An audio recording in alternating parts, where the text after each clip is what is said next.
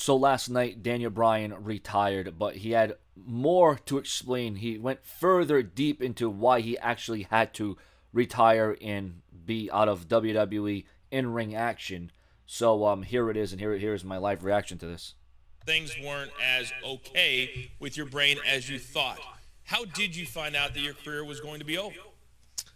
So I went to New York City. I had taken an EEG where, so I had taken multiple EEGs before. And for those who don't know, EEGs are measuring the electrical brain currents and that sort of thing. I'm not a doctor. So I'm just trying to explain this as best as I can. But this is a new sort of test that they're doing in the EEG while they're doing reflex testing.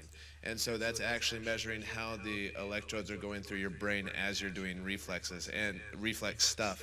And all my other EEGs had come out great, right? My EEGs had come out great, my brain MRIs had come out great, my neuropsychological tests had come out great.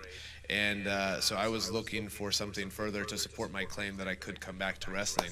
But what this had found was that I had some slowing, and I think what they said is a small subacute or chronic lesion in my temporal parietal region, which is an area of the brain that causes seizures. And one of the things that's been hard about this is that I have had post-concussion seizures that I've hid for a long time. And so there was never any evidence to see why I would have these seizures, but then we finally found some. Wow, that's really telling. You know, now knowing that Daniel Bryan was hiding it. Listen, this is Daniel Bryan's love for the business. He goes in there because he has such a passion for competing, and I understand that. But there comes a time where you're looking at your health, and you're looking at, you know, the way you're going to live your life. And I'm glad that Daniel Bryan decided to do this, because who knows, Daniel Bryan could have ended up dead in the ring. He could have ended up confined to a wheelchair. He could have ended up like a vegetable. We could have had another Chris Benoit on our hands. I'm not doing this to make any jokes. This is real.